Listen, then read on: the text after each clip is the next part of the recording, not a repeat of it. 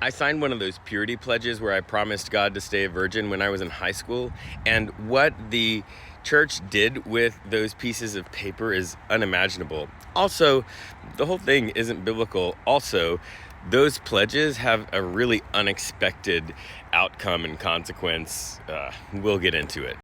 Hi, I'm Jeremy. I'm a deep skeptic, also a pastor. Okay, so it was a Baptist church, and we were invited at school by an evangelist, but the evangelist wasn't called an evangelist, he was called a sex educator. And there was a big thing, and they invited us back to the Baptist church later that day to talk a little bit more about it. It was something called True Love Weights, and if you were involved in anything you have in the evangelical world, you have heard of True Love Weights. And we went through this whole thing. The guys were separate, the girls were separate. The guys were shamed about their attraction to women and told that they should be afraid of their bodies, and the girls were told that they should be scared of their bodies too, because if they didn't cover those bodies up, it was going to cause the guys to lose control and become horrible, sexually violent people. Oh, and if you were queer, it was brief, but it was there. They made sure to mention that you were going to go to hell for not being straight. But that was all in service of getting us to the place where they could tell us that God wanted us to stay virgins, and that we need to promise God to stay a virgin all the way through when we got married, through our wedding night.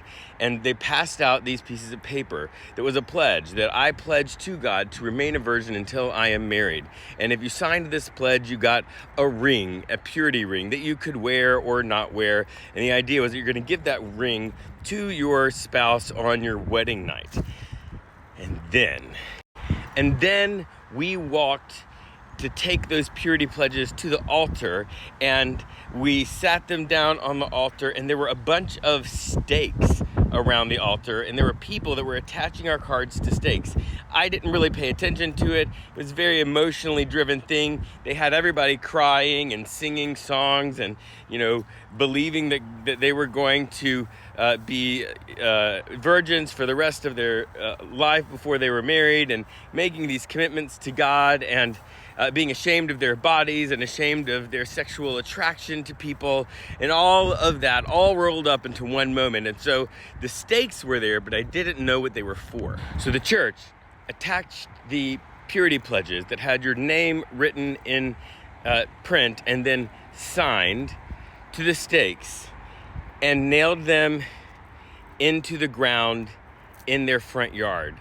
And then had the local newspaper do a news story where they showed the sea of virginity pledges, and one of them up close. Yes, one of them up close. It wasn't mine, but... So I've said on here so many times that ancient sexuality is bound to a culture. The way that we understand sex and marriage is culturally bound, and you can't take something that was a cultural feature from 2,000 years ago in a very different culture that was a tribal culture and map it directly onto today.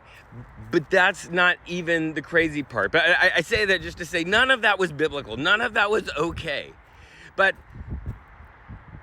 the even weirder part is what research has shown purity pledges accomplish. And I know you're expecting me to say that they accomplish nothing. And they kind of accomplish nothing in the sense that they don't accomplish their purpose.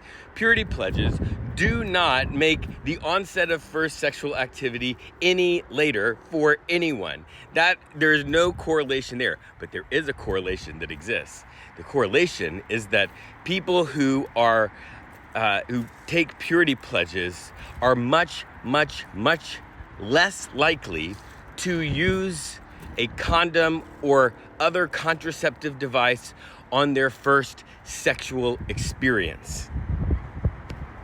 So not only is the guilt and shame around people's bodies and sexualities really, really bad for churches to engage in, not only are they doing this to children, but what they actually are in effect doing is making it more dangerous for these kids when they do end up choosing to have sex.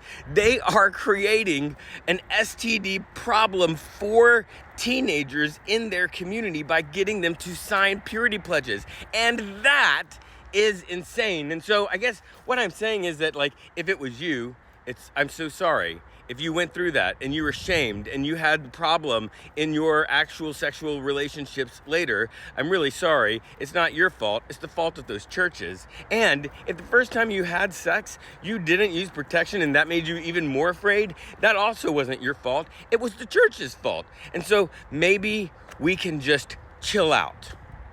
Maybe instead of shaming people and making them afraid of their bodies, we can have more body positivity.